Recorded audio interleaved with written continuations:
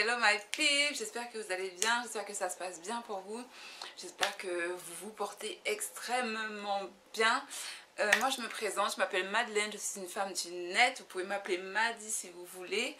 Je ne suis pas coach, je ne suis pas psychologue, je suis juste une femme du net, j'ai de grands projets et j'aimerais que l'on devienne les meilleures versions de soi-même pour réaliser ces projets ensemble. Ok. Aujourd'hui en fait je vais parler d'un sujet assez... Enfin c'est pas la première fois que j'en parle, j'ai déjà fait plusieurs vidéos dessus. Sa relation au corps. Parce que... Ouais. Là j'avais jamais touché à ce sujet de cette façon là. Mais je vais parler de la relation au corps. Donc en fait je ne vais pas me baser simplement sur la grossophobie ou sur l'anorexie ou sur les standards de beauté du corps. J'ai vraiment parlé de la relation au corps par rapport aux autres, par rapport à soi et ce genre de choses là. Let's go! Cette vidéo là n'est pas une vidéo pour l'apologie du véganisme, c'est à dire que moi je ne fais pas l'apologie du véganisme.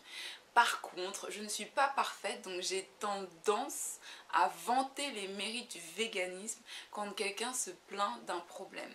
Parce que l'alimentation, c'est votre médicament en fait.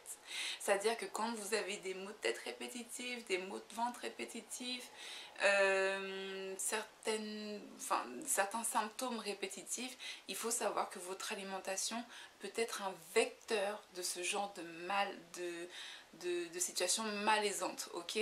Donc c'est important. Donc c'est vrai que j'ai tendance un peu à dire ouais mais tu sais si tu manges un peu moins ça, par exemple les femmes qui ont des règles douloureuses, il y a beaucoup de femmes qui ont arrêté de manger de la viande et qui se sont rendues compte que parce qu'elles ne mangeaient plus de viande rouge, elles n'avaient plus de problème à leur période de règles, pendant leur période de règles.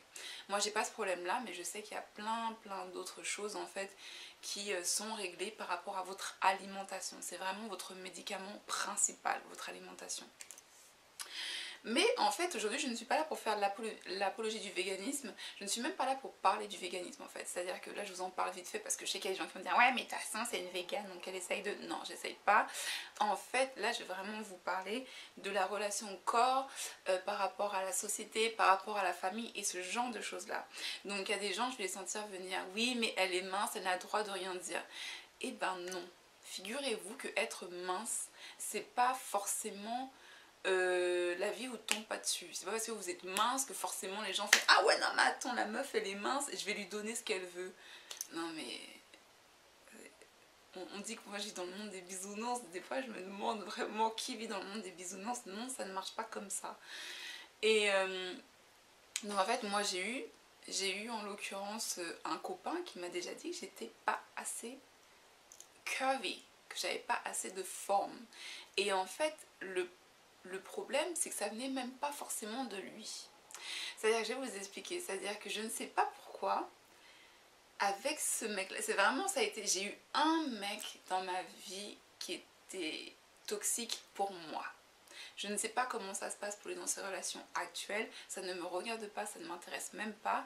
Mais c'est vrai que pour moi, à ce moment-là, c'était pas la personne qu'il me fallait. Et je pense pas que j'étais aussi la personne qu'il lui fallait parce que sinon ça aurait marché. Mais avec ce mec là en particulier j'ai eu une espèce de conscience corporelle que je n'ai pas et que je n'ai jamais eu en fait. C'est à dire que je ne me suis jamais demandé si j'étais trop mince. Je me suis déjà dit Madeleine t'as vraiment des petits seins. Alors ça je vais pas vous mentir, rajouter du papier dans les soutifs quand j'avais 12 ans, je suis passée par là. No shame. En fait, ça a été comme lui laisser une porte ouverte pour pouvoir me critiquer sur mes faiblesses. Donc, déjà, quelle que soit votre corpulence, soit vous l'acceptez, vous la chérissez, vous la travaillez, ou soit vous la changez. La responsabilité vous appartient.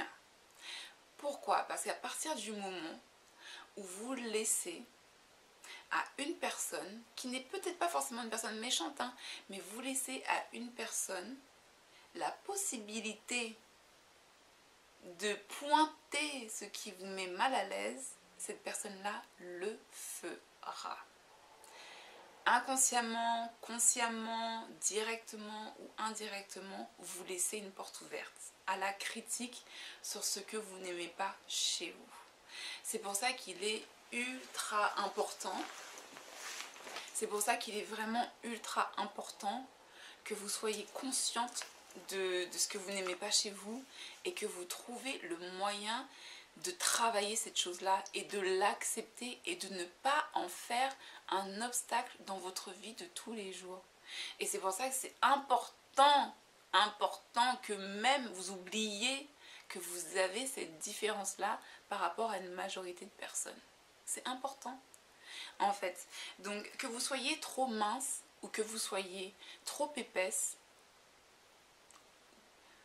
oui, parce que mince, épaisse, ouais, bref, épaisse ou trop grosse, si vous ne comptez pas changer, si votre corps ne vous déplaît pas, si vous êtes relativement en bonne santé, si vous êtes à l'aise dans votre corps tel qu'il est, ne faites pas de ce petit défaut une limitation.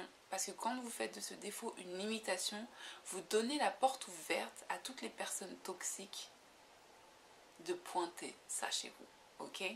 D'ailleurs, je vais vous expliquer quelque chose. Les copines que j'ai eues pendant toute ma période avant que je revienne en France, toutes les copines que j'ai eues, j'ai toujours eu des copines soit beaucoup plus fraîches que moi, mais quand je vous dis fraîche, c'est genre... j'ai pas envie de rentrer dans les stéréotypes parce que la beauté pour moi c'est pas forcément ça, mais considérée comme belle dans la société, des belles chabines, les yeux verts, les yeux bleus, cheveux bouclés, cheveux blonds, la forme en bouteille déjà là, même quand c'était pas à la mode, des filles qui avaient... enfin voilà quoi, des filles vraiment très très belles. J'ai eu des copines grosses, j'ai eu des copines à la limite de l'obésité. J'ai eu une très bonne amie très très en forme. Enfin non, j'ai eu deux bonnes amies très très très en forme. Et enfin, je vous dis très très très en forme, elles étaient en forme. Et enfin, j'ai eu de tout, toutes les carnations, tous les types. J'ai eu des nerdies, j'ai eu des copines plus sound system. J'ai eu de tout en fait, j'ai vraiment eu de tout. Et en fait, comme toutes ces filles-là, on avait ça en commun, bah elles ne m'ont jamais dit oh, je me trouve trop grosse, je me trouve trop moche, je me trouve trop ceci. Et ben en fait, la question, elle ne se posait pas. C'est-à-dire que comme elle ne se posait pas la question, moi, ça ne me venait même pas l'idée de me poser la question parce que c'était mes copines. Et qu'en fait, j'étais avec elles, c'était pour qui elles étaient. Il est important dans votre entourage d'avoir des personnes qui ne vous mentent pas. Qui ne vous mentent pas. Je vais vous dire quelque chose. Moi, j'aurais tendance, naturellement, comme je vous ai dit au début de la vidéo, si quelqu'un se plaint d'une douleur ou de quelque chose, je vais dire oh, mais tu sais que si tu prends tel ou tel aliment, c'est bon. Je vais essayer de vous apporter une solution. Pas tout le temps, hein. Des fois je suis là, je suis passive et j'écoute. Mais des fois, bah, j'apporte une petite info, un petit truc, ou alors je dis quelque chose plus tard et je l'envoie à la personne. Normal pour le corps. Ou si j'ai une amie qui fait de la rétention d'eau, ça c'est des choses que je vais voir directement. Si je vois qu'une personne fait de la rétention d'eau, en général elle a des chevilles qui sont très gonflées. Et en fait ça c'est très mauvais pour la circulation du sang. Vous voyez, en fait je vais avoir des trucs comme ça. Donc je vais peut-être plus ou moins vous dire, fais attention, tu fais des œdèmes, tu fais de la rétention d'eau au niveau des chevilles, il faut que tu marches plus. Il faut juste au moins que tu montes 2 ou 3 escalators par jour. Ça peut déjà faire son impact, ok? Ayez des amis qui sont là pour votre bien, même si ça vous dérange, même s'ils disent quelque chose, vous n'avez pas forcément envie d'entendre. Ces gens-là sont là pour votre bien. Aimer quelqu'un, ce n'est pas forcément se taire et regarder la personne s'enfoncer. Vous voyez, c'est comme les personnes qui vont dire mon partenaire ou ma partenaire aime la drogue, mais comme je l'aime, je ne dirai rien. Ça, c'est pas de l'amour. En fait, il y a l'amour conditionnel et inconditionnel, mais en fait, l'amour qui vous empêche de prendre soin de quelqu'un n'est pas forcément de l'amour.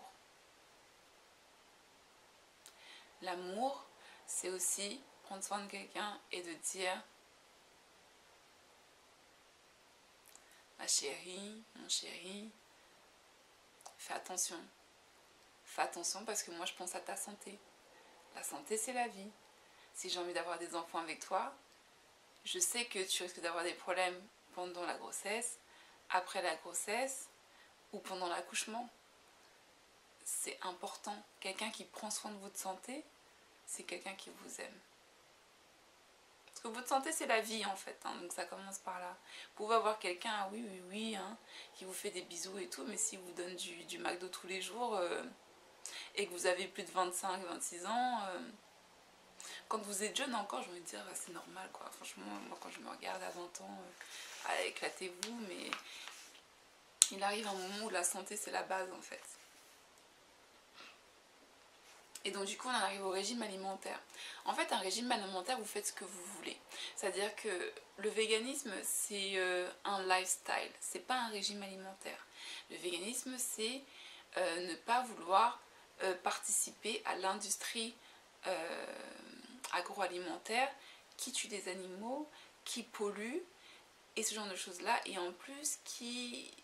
Enfin bref, voilà. C'est ne pas vouloir participer à une certaine industrie et c'est vouloir prendre soin de soi et défendre des idées. Voilà, ça c'est le véganisme. Après, vous avez tout ce qui est plant-based. Et plant-based en français, ce serait végétalien. Voilà, tous les végétaliens. Donc ce sont juste des gens qui se nourrissent pour avoir une meilleure santé, prendre mieux soin d'eux et ce genre de choses-là. Mais vous n'êtes pas obligé en fait. Vous pouvez juste réduire la consommation de certains aliments en fait. Pourquoi? Pour vous en fait. Ça commence par vous. Parce que vous aurez beau envie de perdre du poids ou gagner du poids, si vous ne pouvez pas adapter votre régime alimentaire, changer vos habitudes alimentaires, ça ne marchera pas. Et en fait, quand je vois je suis sur des groupes véganes, et en fait, très souvent, il y a des personnes qui vont mettre des photos du avant-après. Mais moi, j'hallucine. Je me sens petite hein, quand je vois des trucs comme ça. Je me sens vraiment petite. Parce que quand je vois l'engagement que ça demande et la rigueur que ça demande d'avoir une bonne alimentation quand vous êtes quelqu'un qui avait été obèse, parce que du coup là c'était vraiment des gens qui étaient obèses, putain mais j'ai un respect de fou. Mais moi ça me... parce que même moi arrêter des bonbons c'était waouh, c'était le truc vous voyez ce que je veux dire. Donc quand je pense qu'il y a des gens qui peuvent le faire, je me trouve zéro excuse. Et donc du coup, je ne vais pas dire que je suis insensible aux autres, mais si vous n'êtes pas content de votre corps, si vous n'êtes pas satisfait de votre corps, la responsabilité n'appartient qu'à vous. Donc la responsabilité n'appartient qu'à vous, c'est-à-dire c'est soit vous aimez votre corps et vous en faites vos plus grandes forces, ou soit vous aimez votre corps et vous le faites devenir tel que vous avez envie qu'il soit. L'un comme l'autre. L'un comme l'autre. Après, le problème, c'est qu'aujourd'hui, on ne peut pas, il y a certaines choses qu'on ne peut pas dire parce que sinon, on peut être traité de grossophobe. En fait, ce qu'il faut savoir, c'est que être en surpoids, c'est pas bon pour la santé, en fait. C'est-à-dire que il y a plein de femmes qui ont des problèmes au niveau, qui ont des corps de rêve que vous voyez comme ça sur Instagram, et quand il faut accoucher, qui ont des problèmes. Justement à cause d'un certain poids. Ou plein d'autres choses en fait. Et donc en fait c'est important, c'est le rôle aussi de la société de rappeler ça. De rappeler que ne pas prendre soin de son corps, c'est prendre des risques sur le long terme. Et que ces risques-là, bien souvent, ne vous concernent pas que vous. Ça concerne aussi plein d'autres personnes. Et c'est important de le dire aussi parce que des fois il y a des gens qui sont dans des familles où vous allez avoir des parents qui sont plutôt minces, qui n'ont pas de problème forcément de stockage, de calories, ce genre de choses là. Et en fait ces parents là vont gaver leurs enfants. Parce que la relation à la nourriture elle est tellement particulière que c'est important d'en parler. Même si on a l'impression que c'est de la grossophobie, non, c'est important d'en parler. Parce qu'il y a certains parents qui utilisent le fait de gaver leurs enfants pour les empêcher d'avancer dans leur vie. Alors je ne suis pas en train de le dire qu'ils le fassent, qu'ils le font consciemment ou inconsciemment, mais il y a des parents qui sont comme ça, qui vont acheter tout ce qui est mauvais pour leurs enfants, pour soi-disant leur faire plaisir, alors qu'en fait ces plaisirs-là sont des plaisirs qui font perdre confiance en soi auprès de l'enfant, c'est-à-dire que l'enfant n'aime pas son corps, on se moque de lui à l'école, il ne peut pas courir, il est fatigué, tout le monde le regarde bizarrement, il ne porte pas des fringues de son âge, quand lui il va à la piscine, bah, il se rend bien compte que voilà, quand il va chez le médecin on lui parle comme ça, on lui dit ceci, on lui dit cela. Vous voyez ce que je veux dire? Et en fait, c'est pas le rôle d'un parent. Après, un adulte qui a envie de bouffer que du McDo pendant 50 ans, bah en fait, à la fin de la journée, cette personne-là, elle fait ce qu'elle veut. C'est vrai. Mais c'est vrai que c'est important de parler de l'alimentation. Et je vous dis ça parce que, en fait, moi, j'ai mon frère aîné, et je vais arrêter la vidéo là-dessus. J'ai mon frère aîné qui a été en grand surpoids pendant très longtemps, en fait. Jusqu'à l'âge de 15 ans. Et en fait, un jour, il s'est réveillé et s'est dit je veux plus être comme ça. Et le mec il est devenu une bombe. Voilà, il est vraiment devenu une bombe en fait. Et il s'est mis au sport. Et c'est un maître nageur et c'est grâce à lui que je nage. Après mon expérience là, à couler dans l'eau là, on m'a mis directement à la natation. Donc je plonge comme une sirène il paraît. Je plonge sans éclabousser, j'adore plonger, je n'ai pas peur de l'eau. Mais un jour je vous raconterai une anecdote où j'ai flippé ma mère dans l'eau en tant qu'adulte. Mais je n'ai pas peur de l'eau, je nage et tout. Et c'est grâce à mon frère. Et en fait mon frère aîné, c'est quelqu'un qui a eu ça, qui a eu des problèmes de poids pendant très longtemps. Et qui a complètement changé et qui a pris cette responsabilité-là par rapport à lui-même. Donc voilà. Et, mais c'est vraiment important. Mais la relation que vous avez avec votre corps, elle n'appartient qu'à vous. C'est à vous de savoir qu'est-ce qui vous satisfait, dans quoi est-ce que vous vous sentez bien, ou qu'est-ce que vous avez envie d'avoir. Est-ce que vous avez vraiment envie d'être mince et d'avoir un corps que vous idéalisez dans votre tête pour vous, pas pour les autres, pour vous? Ou est-ce que non, vous aimez comme vous êtes en fait, ça vous rassure que vous ayez ci, que vous ayez ça? Si c'est le cas, oui, restez tel quel, prenez soin de vous, faites en sorte de garder cette shape que vous avez. Et en même temps, vous pouvez quand même vous muscler un petit peu, hein, parce que vous savez, muscler, ça veut pas dire que vous êtes comme ça. Hein. Il y a des filles qui sont musclées, qui ont les cuisses, qui ont les fesses, qui ont tout. Hein, et c'est du muscle, ok? Donc vous pouvez juste faire un peu d'exercice, de la danse, ce genre de choses-là, parce que c'est important que le corps bouge de toute façon. Mais apprenez à vous aimer et ne surtout pas laisser la porte ouverte aux gens qui pourraient critiquer ce que vous aimez moins chez vous. C'est important. Parce qu'en général, quand les gens viennent vous piquer sur ce genre de choses-là, c'est parce qu'ils le sentent ou soit parce qu'on a laissé la porte ouverte. Ok? Je fais des énormes bisous. J'espère que cette vidéo était assez claire. On se retrouve bientôt pour la vidéo de vendredi. Et dimanche, c'est astrologie. Oh my pips! J'espère que vous aimez ça. Si vous aimez ça, commentez, partagez, likez. Je vous fais des énormes bisous.